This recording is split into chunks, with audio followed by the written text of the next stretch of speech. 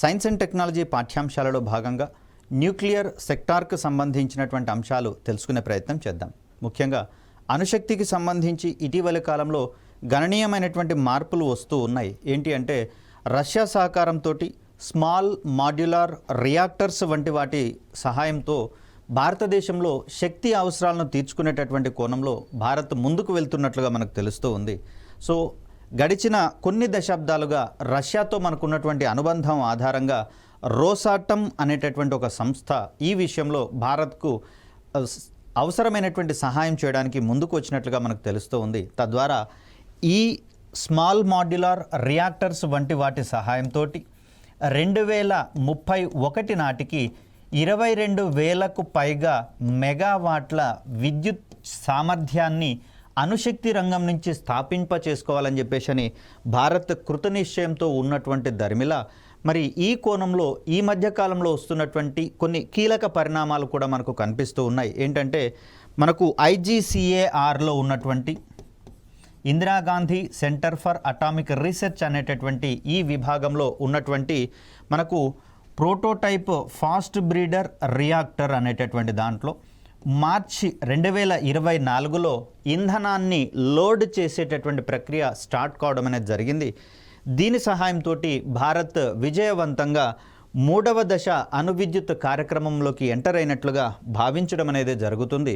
అదేవిధంగా విస్తారంగా thorium reserves అనేటటువంటి భారతదేశంలో ఉన్నటువంటి పరిస్థితులలో మరి వీటికి సంబంధించినటువంటి సాంకేతిక పదజాలాలు అర్థం కావాలి అంటే వాటికి సంబంధించినటువంటి బేసిక్స్ నుంచి మనం స్టార్ట్ అవ్వాల్సి వస్తుంది.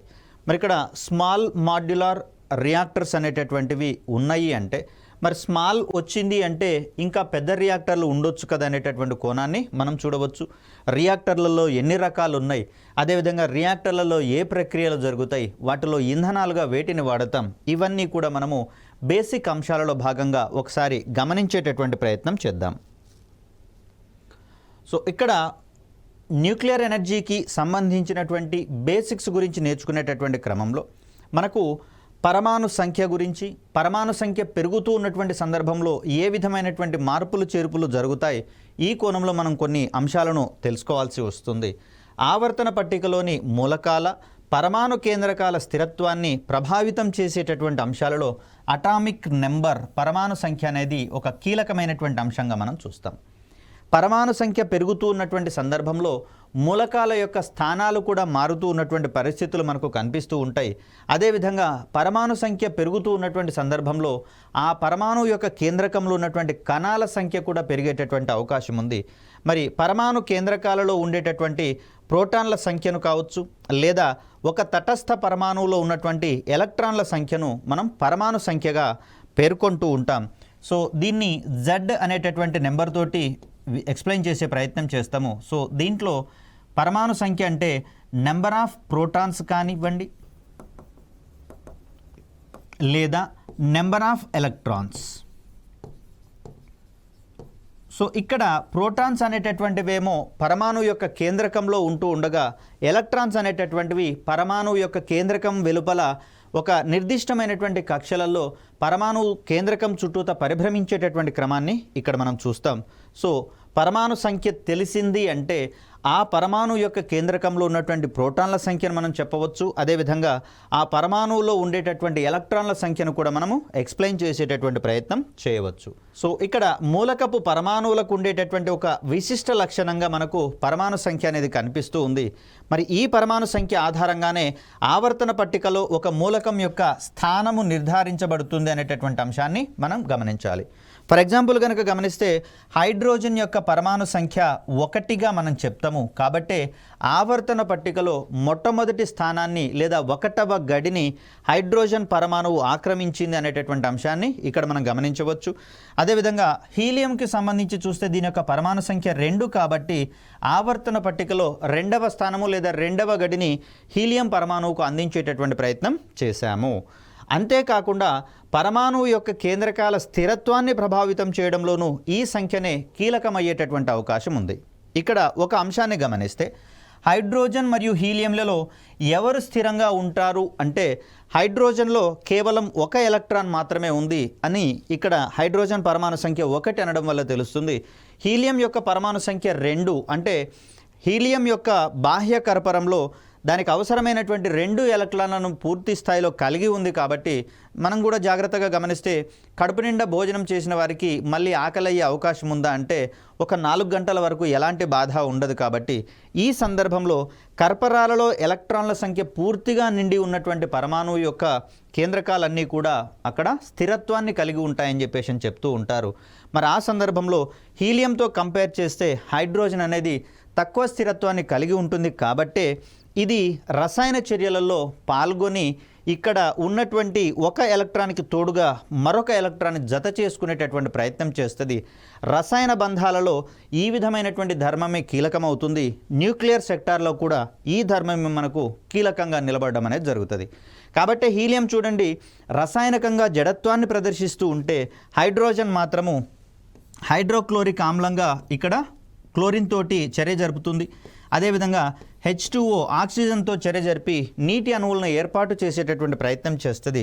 దీంట్లో ఎలక్ట్రాన్ కేవలం 1 ఉండడమే దీనికి కారణంగా మనం చెప్పవచ్చు.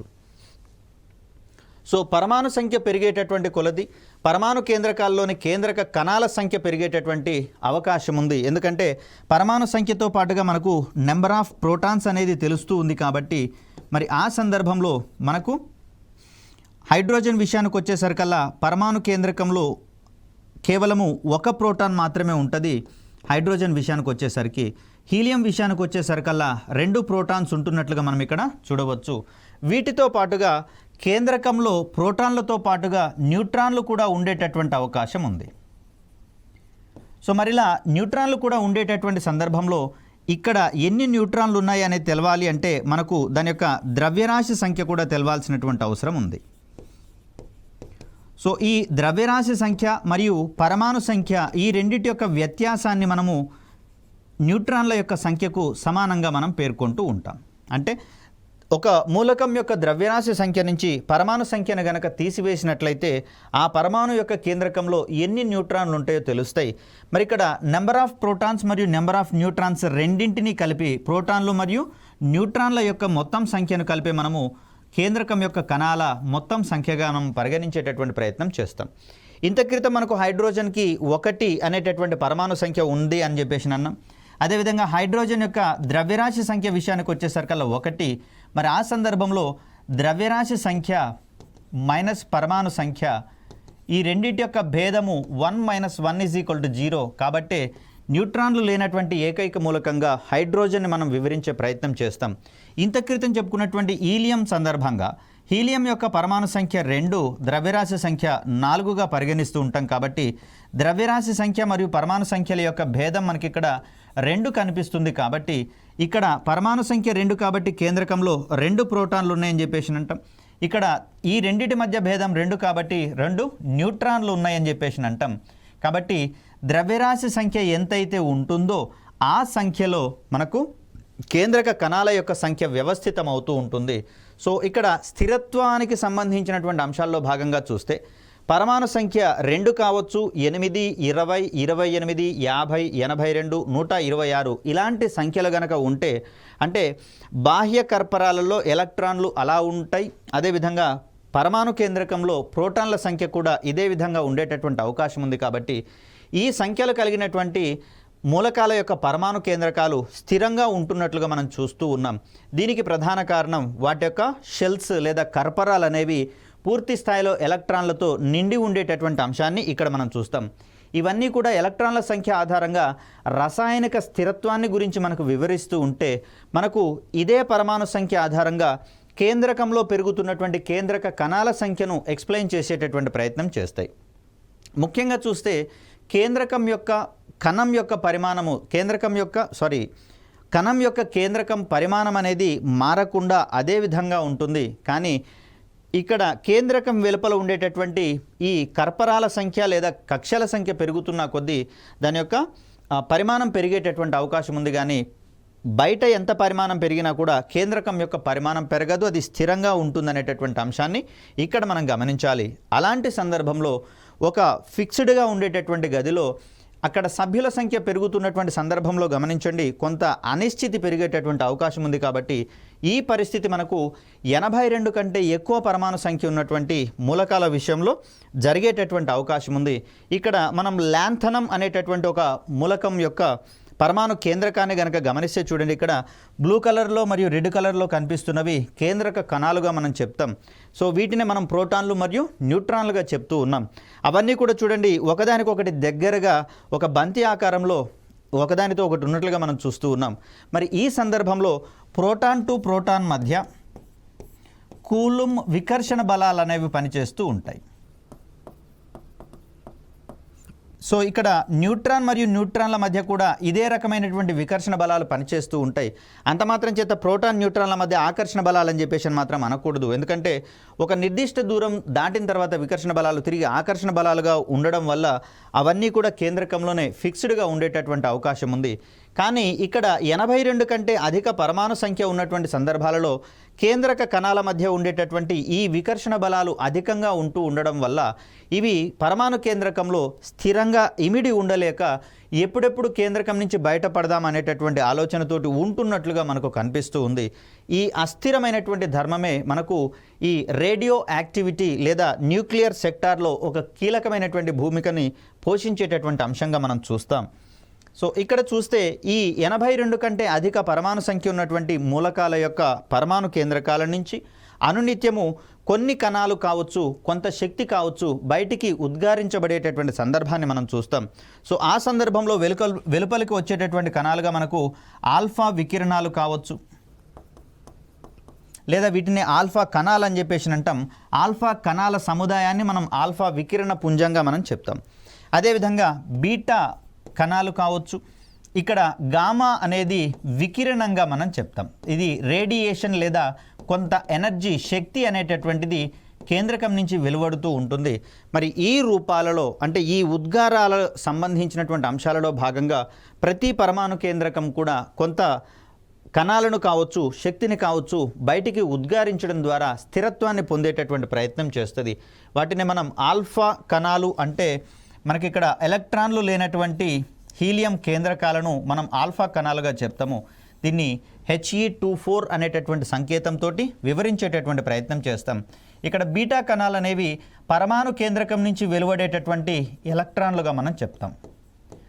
సార్ ఎలక్ట్రాన్లు అనేవి పరమాణు కేంద్రకంలో ఎందుకు ఉంటాయి అంటే ఇక్కడ ఉన్నటువంటి న్యూట్రాన్లు కొన్ని ప్రత్యేక పరిస్థితులలో విచ్ఛిన్నం చెంది ప్రోటాన్ మరియు ఎలక్ట్రాన్లుగా మారేటటువంటి ప్రయత్నం చేస్తాయి. న్యూట్రాన్ యొక్క విద్యుదావేశము తటస్థం కాబట్టి ప్రోటాన్ పాజిటివ్, అదేవిధంగా ఎలక్ట్రాన్ నెగిటివ్ ఆవేశాలను కలిగి ఉంటుంది. కాబట్టి న్యూట్రల్గా ఉన్నటువంటి న్యూట్రాన్ కాస్త ప్రోటాన్ మరియు ఎలక్ట్రాన్లుగా విచ్ఛిన్నం చెందడం అనేది జరుగుతుంది. మరి ప్రోటాన్ అనేది కేంద్రకంలోనే ఉంటుంది, కానీ ఎలక్ట్రాన్కి కేంద్రకంలో స్థానం లేదు. కాబట్టి ఈ విధంగా న్యూట్రాన్ విచ్ఛిన్నం వల్ల పరమాణు కేంద్రకంలో ఏర్పడినటువంటి ఎలక్ట్రాన్ కేంద్రకం నుంచి వెలుపలకు వస్తుంది. ఎలా వస్తుంది అంటే ఒక బీటా కణంగా వెలుపలకు వచ్చేటటువంటి ప్రయత్నం జరుగుతుంది. సో ఇలా మూలకాలు స్థిరత్వాన్ని పొందేటటువంటి ప్రయత్నం చేస్తాయి. ఈ ధర్మాన్నే ఒక రకంగా రేడియో ధార్మికత అనేటటువంటి అంశంగా మనం చూస్తాం. ఇక ఇలా ఒక అస్థిర మూలక పరమాణు కేంద్రకం నుంచి ఆల్ఫా, బీటా, గామా ఉద్గారాలు వెలుపలకు రావడాన్ని మనం రేడియో ధార్మికత ఉద్గారం అని చెప్పేసి అంటాం. అలాంటి ధర్మాలు ప్రదర్శించేటటువంటి మూలకాలు ఏవైతే ఉన్నాయో వాటిని మనము రేడియో యాక్టివ్ ఎలిమెంట్స్ లేదా రేడియో ధార్మిక మూలకాలు అనేటటువంటి పేరుతోటి పిలుస్తాం. ఈ ప్రాసెస్ని మనము రేడియో యాక్టివ్ ఎమిషన్ అనేటటువంటి పేరుతోటి చెప్పేటటువంటి ప్రయత్నం చేస్తాం. ఇక మనకు ముఖ్యంగా చూస్తే అత్యంత కీలకంగా మరియు రకరకాల ప్రయోజనాలకు ఉపయోగపడేటటువంటి రేడియో ధార్మిక మూలకంగా యురేనియం అనేది కనిపిస్తూ ఉంది. దీని యొక్క ముడి ఖనిజం అనేది పిచ్ బ్లెండ్ అంటాం. దీన్నే మరో రకంగా ఎల్లో కేక్ అనేటటువంటి పేరుతో కూడా పిలుస్తాం. అలా అని కేక్ కాదండి, ఇది ఎల్లో కేక్ అనేది జస్ట్ దాని యొక్క సాధారణమైనటువంటి నేమ్ మాత్రమే. చూడ్డానికి మామూలుగా కనిపిస్తుంది కానీ చాలా డేంజరస్ ముడి ఖనిజంగా ఇది మనకు కనిపిస్తుంది. సో ఈ పిచ్ బ్లెండ్ నుంచి ఈ విధమైనటువంటి ఆల్ఫా, అదేవిధంగా బీటా మరియు గామా వంటి వికిరణాలు ఉద్గారించబడుతున్నట్లుగా 1896లో హెన్రీ బెకరెల్ మహాశయుడు కనుక్కోవడం జరిగింది. ఈ ఆవిష్కరణ ఫలితంగా భౌతిక శాస్త్రంలో మరొక డిసిప్లిన్ అనేది ఆవిర్భవించడం జరిగింది, ఒక స్పెషలైజేషన్ అనేది ఆవిర్భవించడం జరిగింది. ఈ నూతన శాస్త్రాన్ని మనము కేంద్రక భౌతిక శాస్త్రము, న్యూక్లియర్ ఫిజిక్స్ అనేటటువంటి పేరుతోటి పిలిచే ప్రయత్నం చేస్తూ ఉన్నాం. సో ముఖ్యంగా కేంద్రక కణాలతోటి ఇది అసోసియేట్ అయ్యి ఉన్నటువంటి ఒక శాస్త్రంగా మనకు కనిపిస్తూ ఉంది.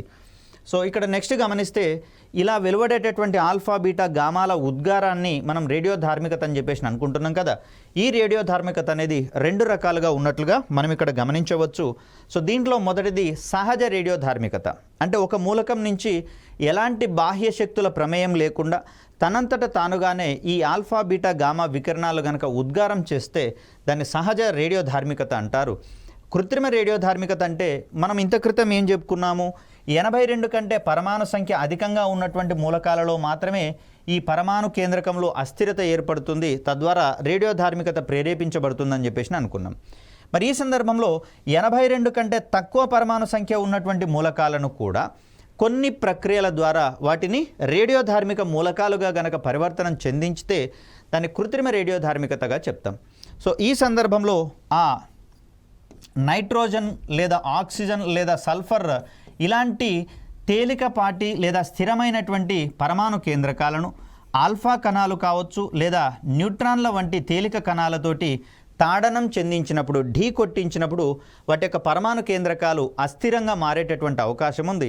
ఈ సందర్భంలో ఆ పరమాణు కేంద్రకాలు తిరిగి కొన్ని రకాలైనటువంటి వికిరణాలను ఉద్గారించేటటువంటి సందర్భంలో ఈ రేడియో ధార్మికతను మనము కృత్రిమ రేడియో ధార్మికతగా పేర్కొంటాం. ఇక్కడ యురేనియము, రేడియము మరియు థోరియం వంటి మూలకాలు సహజంగానే భారీ పరమాణు సంఖ్యలను కలిగి ఉంటాయి కాబట్టి ఆ సందర్భంలో వీటి నుంచి సహజంగానే రేడియో ధార్మికతను వెలువరిస్తూ ఉంటాయి కాబట్టి వీటిని సహజ రేడియో ధార్మిక మూలకాలుగా మనం పేర్కొంటూ ఉంటాం.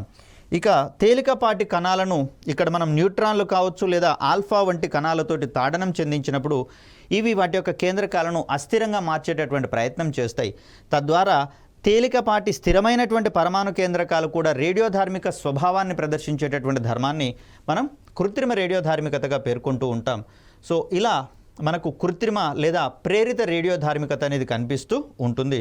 సో నైట్రోజన్ కావచ్చు, ఆక్సిజన్ కావచ్చు, సల్ఫర్ ఇలా తేలికపాటి కణాలను మనము రేడియో యాక్టివ్ ఎలిమెంట్స్గా మార్చేటటువంటి అంశాన్ని ఇక్కడ మనం చూడవచ్చు. కృత్రిమ రేడియో ధార్మికతను 1934లో ఐరన్ క్యూరీ మరియు ఫ్రెడరిక్ జోలియట్ అనేటటువంటి 2 శాస్త్రవేత్తలు కనుక్కోవడం జరిగింది.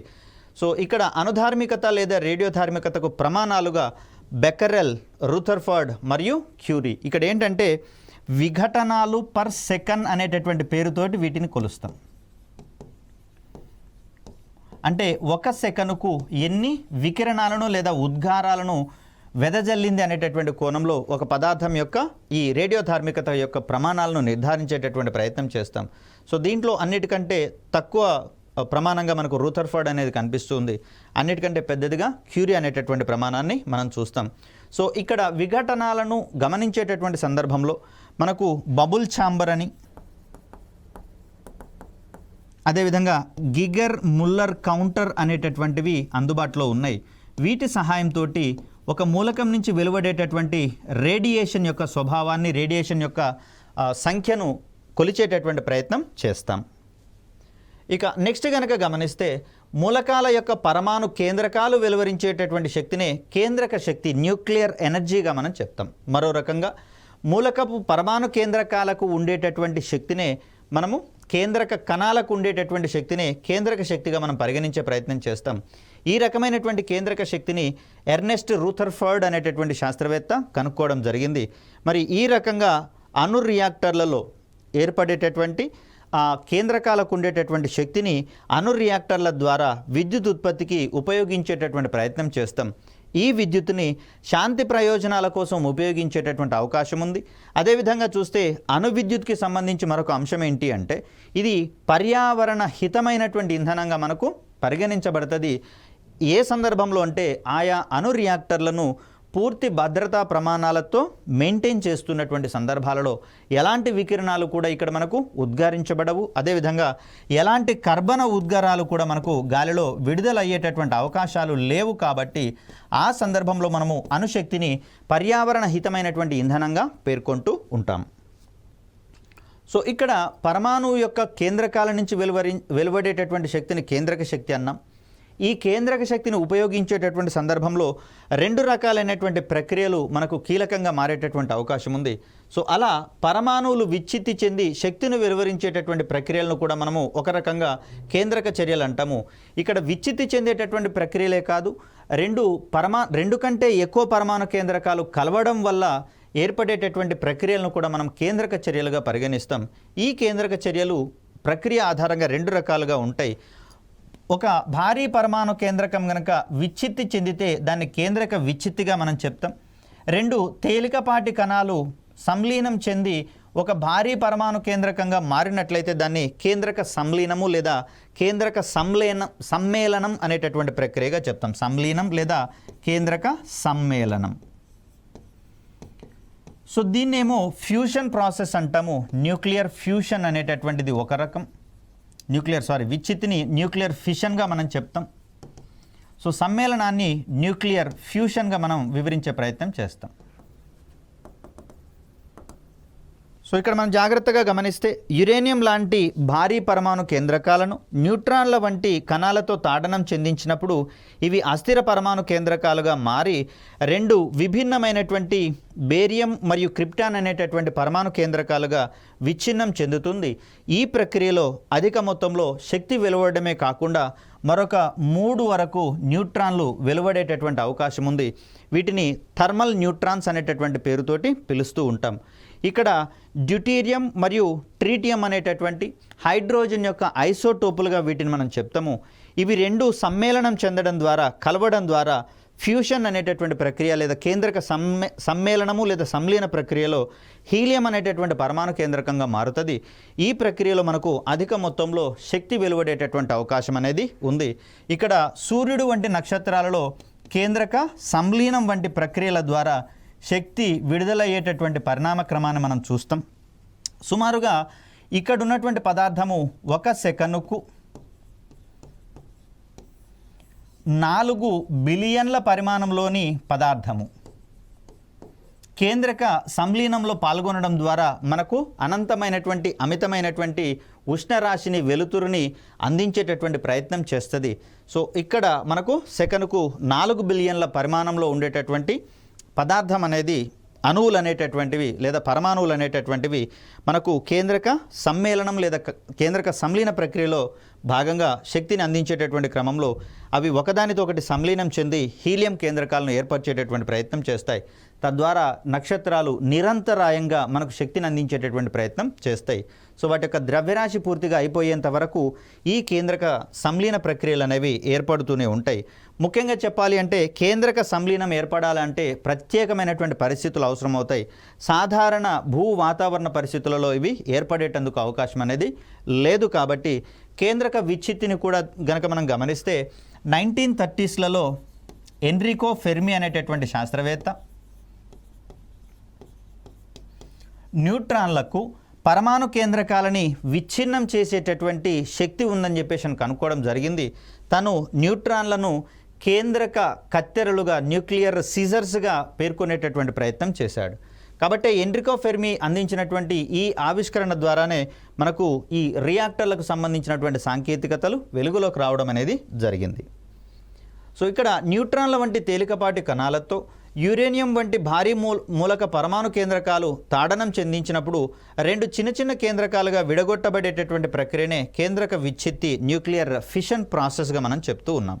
సో ఒక న్యూట్రాన్ కేంద్రక విచ్ఛిత్తి ప్రక్రియలో పాల్గొంటూ ఒక భారీ పరమాణు కేంద్రకాన్ని విచ్ఛిత్తి చెందించినప్పుడు ఇక్కడ బేరియం మరియు క్రిప్టాన్ అనేటటువంటి రెండు తేలికపాటి పరమాణు కేంద్రకాలుగా మారడంతో పాటుగా మరొక 3 థర్మల్ న్యూట్రాన్స్ అనేటటువంటివి వెలువడుతూ ఉన్నాయి. ఈ ప్రక్రియలో వాడింది 1 న్యూట్రాన్, వెలువడినాయి 3 న్యూట్రాన్లు. అలాంటి సందర్భంలో మరికొన్ని యురేనియం పరమాణు కేంద్రకాలు గనక ఆ 3 న్యూట్రాన్లకు అందుబాటులో ఉన్నట్లయితే అవి ఇమ్మీడియట్గా మరొక 3 యురేనియం పరమాణు కేంద్రకాలను విచ్ఛిత్తి చెందించేటటువంటి ప్రయత్నం చేస్తాయి. ఆ సందర్భంలో 3 న్యూట్రాన్లు చర్యలో పాల్గొన్నాయి కాబట్టి సెకండ్ ఫేజ్కి వచ్చేసరికల్లా ప్రతి న్యూక్లియర్ ఫిషన్ ప్రాసెస్లో మరొక 3 న్యూట్రాన్లు కూడా వెలువడేటటువంటి అవకాశం ఉంది. కాబట్టి సెకండ్ ఫేజ్కి వచ్చేసరికల్లా మనకు 9 న్యూట్రాన్లు అనేవి అందుబాటులో ఉండేటటువంటి అవకాశం ఉంది. ఈ 9 న్యూట్రాన్లు మరొక 9 యురేనియం పరమాణువులు కనుక సెలెక్ట్ చేసుకున్నట్లయితే అదేవిధంగా మనకు ఈ విచ్ఛిత్తి ప్రక్రియ అనేది కంటిన్యూస్గా జరిగేటటువంటి అవకాశం ఉంది. ఎప్పటి వరకు అంటే అక్కడ న్యూట్రాన్లకు అందుబాటులో ఉన్నటువంటి యురేనియం పరమాణువులు మొత్తం కూడా అయిపోయేంత వరకు ఈ ప్రాసెస్ అనేది జరుగుతూ ఉంది. ఇలాంటి ప్రక్రియను మనము శృంఖల చర్య లేదా గొలుసు చర్యలుగా మనం పేర్కొంటూ ఉంటాం. సో కేంద్రక విచ్ఛిత్తి ప్రక్రియను 1938లో ఆటో హాన్ మరియు స్ట్రాస్మన్ అనేటటువంటి ఇద్దరు శాస్త్రవేత్తలు కనుక్కోవడం జరిగింది. ఈ ప్రక్రియలో అధిక మొత్తంలో శక్తి వెలువడుతూ మరికొన్ని స్వేచ్ఛ న్యూట్రాన్లు కూడా బహిర్గతం అయ్యేటటువంటి ధర్మాన్ని ప్రదర్శిస్తూ ఉంటాయి. సో దీనికి సంబంధించి కనుక మనం గమనిస్తే కేంద్రక విచ్ఛిత్తిని 2 రకాలుగా మనము విభజించడం జరిగింది. ఇక్కడ విచ్ఛిత్తి తర్వాత విడుదలయ్యేటటువంటి న్యూట్రాన్ల యొక్క సంఖ్యను ఆధారంగా చేసుకొని ఈ సంఖ్యను మనము పూర్తి స్థాయిలో కంట్రోల్లో ఉంచుకోగలిగితే దాన్ని మనము కంట్రోల్డ్ చైన్ రియాక్షన్ అంటాం. ఒకవేళ కంట్రోల్ కాకపోతే దాన్ని మనము అన్కంట్రోల్డ్ చైన్ రియాక్షన్గా మనం చెప్తాం. సో దీంట్లో మనకు మొదటిది అనియంత్రిత కేంద్రక విచ్ఛిత్తి, అన్కంట్రోల్డ్ న్యూక్లియర్ ఫిషన్ ప్రాసెస్గా దీన్ని మనం చెప్తాం. రెండవ ప్రక్రియ నియంత్రిత కేంద్రక విచ్ఛిత్తి, కంట్రోల్డ్ చైన్ రియాక్షన్ లేదా కంట్రోల్డ్ న్యూక్లియర్ ఫిషన్ ప్రాసెస్గా మనం చెప్తాం. సో ఒక న్యూట్రాన్ విచ్ఛిత్తులో పాల్గొని 3 న్యూట్రాన్లను వెలువరిస్తుంది. ఈ 3 న్యూట్రాన్లు మరొక 3 యురేనియం పరమాణు కేంద్రకాలతో చర్య చెందినప్పుడు అది విచ్ఛిత్తి చెందడం ద్వారా 9 న్యూట్రాన్లను వెలువరిస్తుంది. నెక్స్ట్ ఆ 9 న్యూట్రాన్లు కూడా మరొక 9 యురేనియం పరమాణువుల మీద చర్య జరిపినప్పుడు అలా ఆ ప్రాసెస్ పెరుగుతూ పోతూ ఉంటే దాన్నే మనం శృంఖల చర్య లేదా గొలుసు చర్యగా చెప్తూ ఉంటాం. సో ఇక్కడ న్యూట్రాన్ల సంఖ్యను అదుపు చేయడం ద్వారా ప్రతిసారి వచ్చేటటువంటి 3 ఎక్సెస్ న్యూట్రాన్లలో రెండింటిని శోషింప చేసుకొని ఒకదాన్ని మాత్రమే అందుబాటులో ఉంచేటట్లుగా చేసి ఈ ఒక న్యూట్రాన్ మరొక యురేనియం పరమాణు కేంద్రకంతో విచ్ఛిత్తి ప్రక్రియలో పాల్గొన్నప్పుడు తిరిగి వచ్చేటటువంటి మరొక 3 న్యూట్రాన్లలో రెండింటిని శోషింప చేసుకొని ఒకదాన్ని అందుబాటులో ఉంచడం జరుగుతుంది. ఇలా ప్రతిసారి ఒక న్యూట్రాన్ని మాత్రమే అందుబాటులో ఉంచేటట్లుగా చేసేటటువంటి ఆ విచ్ఛిత్తి ప్రక్రియ ఏదైతే ఉందో దాన్ని మనము నియంత్రిత విచ్ఛిత్తి ప్రక్రియగా మనం చెప్పుకుంటూ ఉంటాం. సో దీనికోసము న్యూట్రాన్లను శోషింప చేసుకునేటటువంటి పదార్థాలను రియాక్టర్లలో ఉంచడం అనేది జరుగుతుంది. సో ఇక్కడ 3 న్యూట్రాన్లు వెలువడ్డాయి. వీటిలలో ఈ న్యూట్రాన్లను అబ్జర్వ్ చేసుకునేటటువంటి పదార్థాలు వీటిని శోషించుకున్న తర్వాత తిరిగి ఒకటే న్యూట్రాన్ అనేటటువంటిది అందుబాటులో ఉంటుంది. ఇది మరొక యురేనియం మీద చర్య జరిపేటటువంటి ప్రయత్నం చేస్తుంది. సో ఇలా ఈ ప్రక్రియ సాగుతూ ఉంటే దాన్ని మనం కంట్రోల్డ్ అంటాం. ఒకవేళ అలా కాకుండా వెలువడ్డ 3 న్యూట్రాన్లు కూడా 3 యురేనియం పరమాణు కేంద్రకాలను విచ్ఛిత్తి చెందించడము, అలా వెలువడినటువంటి ఎక్సెస్ 3 న్యూట్రాన్లు కూడా మరొక విచ్ఛిత్తి ప్రక్రియలో పాల్గొనటము, ఇలా వెళ్తూ ఉంటే దాన్ని మనము అనియంత్రిత చర్యగా అంటాం. ఈ సందర్భంలో అంటే అనియంత్రిత కేంద్రక విచ్ఛిత్తి ప్రక్రియలో భారీ స్థాయిలో పేలుడు ఏర్పడేందుకు అవకాశం ఉంది. ఎందుకని ప్రతి విచ్ఛిత్తి సందర్భంగా శక్తి వెలువడేటటువంటి అవకాశం ఉంది. కాబట్టి ఎన్ని విచ్ఛిత్తి ప్రక్రియలు ఏర్పడితే అంత పరిమాణంలో సుమారుగా 200 MeV వరకు శక్తి వెలువడేటటువంటి అవకాశం ఉంది. కాబట్టి మరి సాధ్యమైనంత తక్కువ సమయంలోనే అధిక న్యూట్రాన్లు అధిక యురేనియం పరమాణు కేంద్రకాలను విచ్ఛిత్తి చెందించే ప్రయత్నం చేస్తాయి. కాబట్టి ఈ సందర్భంలో అది భారీ పేలుడుకు దారితీసేటందుకు అవకాశం ఉంది. సో యురేనియం బాంబులలో ఇమిడి ఉన్నటువంటి సూత్రంగా మనం ఈ అనియంత్రిత కేంద్రక విచ్ఛిత్తి ప్రక్రియను చెప్పుకుంటాం. సో ఇక్కడ న్యూట్రాన్లను అదుపు చేస్తూ ఉండడం ద్వారా కేంద్రక విచ్ఛిత్తి అదుపులో ఉంటుంది. తద్వారా వెలువడేటటువంటి శక్తి కూడా మన మానవ ప్రయోజనాల కోసం ఉపయోగించుకునేటటువంటి అవకాశం ఉంది. కాబట్టి మనకు ఈ నియంత్రిత కేంద్రక విచ్ఛిత్తి అనేది అణు రియాక్టర్లలో ఉపయోగపడేటటువంటి అవకాశం అనేది ఏర్పడుతుంది. సో ఇక్కడ అణు రియాక్టర్లకు సంబంధించి చూస్తే ఈ న్యూక్లియర్ రియాక్టర్ల వంటి పరికరాలతో కేంద్రక విచ్ఛిత్తి ద్వారా వెలువడేటటువంటి శక్తిని విద్యుత్ ఉత్పత్తి కోసము, అదేవిధంగా ఈ జలాంతర్గాములను నడిపించేటటువంటి కోణంలో శక్తి అవసరాల కోసము ఉపయోగించేటటువంటి ప్రయత్నం చేస్తాము. న్యూక్లియర్ రియాక్టర్ను కూడా ఎన్రికో ఫెర్మి అనేటటువంటి శాస్త్రవేత్త 1942లో ఆవిష్కరించడం జరిగింది. ఎన్రికో ఫెర్మి ఆవిష్కరించినటువంటి ఈ రియాక్టర్ని చికాగో పైల్ లేదా అటామిక్ పైల్ అనేటటువంటి పేరుతోటి పిలుస్తాం. So atomic pile, Chicago pile అంటే ఏంటి అంటే ఎన్రికో ఫెర్మి ఆవిష్కరించినటువంటి ఒక న్యూక్లియర్ రియాక్టర్గా దీన్ని మనం చెప్తాం. మొట్టమొదటి రియాక్టర్లుగా వీటికి పేరుంది. 1942లో వీటిని ఆవిష్కరించినట్లుగా మనం చూస్తూ ఉన్నాం. ఇక్కడ న్యూక్లియర్ రియాక్టర్లో నియంత్రిత కేంద్రక విచ్ఛిత్తి ప్రక్రియ కనబడుతూ ఉంటే న్యూక్లియర్ బాంబ్ లేదా యురేనియం బాంబ్ అంటే యురేనియం మూలకాలను ఉపయోగించి రూపొందించినటువంటి బాంబులు, వీటినే మనము న్యూక్లియర్ బాంబులుగా అంటాం. వీటిలో అనియంత్రిత కేంద్రక విచ్ఛిత్తి ప్రక్రియ అనేది జరుగుతుంది. ఇక్కడ యురేనియంతో పాటుగా ప్లూటోనియంతో కూడా బాంబులు చేసేటటువంటి ప్రయత్నం చేస్తూ ఉన్నారు. కాకపోతే యురేనియంతో కంపేర్ చేస్తే ప్లూటోనియం బాంబులు కాస్త శక్తి తక్కువగా ఉన్నటువంటి క్రమాన్ని మనం ఇక్కడ గమనించవచ్చు.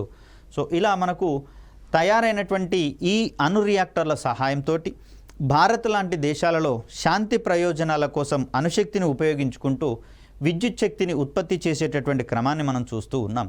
ప్రస్తుతం కనుక చూస్తే దేశవ్యాప్తంగా ఏర్పాటైనటువంటి 7 వరకు న్యూక్లియర్ కేంద్రాలలో 22 వరకు అణు రియాక్టర్లు మనకు పనిచేస్తూ ఉంటే ఈ అణు రియాక్టర్ల ద్వారా సుమారుగా 7480 మెగావాట్ల విద్యుత్ ఉత్పత్తి సాధ్యమవుతున్నట్లుగా మనం చూస్తూ ఉన్నాం.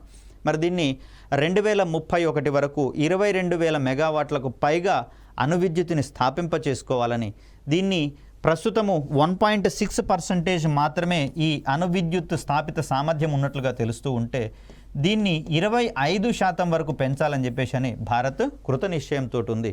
మరి దాంట్లో భాగంగా భారతదేశంలో ఉన్నటువంటి రియాక్టర్లకు సంబంధించినటువంటి విషయాలను, అదేవిధంగా భారతదేశంలో ఏర్పాటైనటువంటి పరిశోధన రియాక్టర్లకు సంబంధించినటువంటి అంశాలను నెక్స్ట్ వీడియోలో తెలుసుకునే ప్రయత్నం చేద్దాం. Thank you.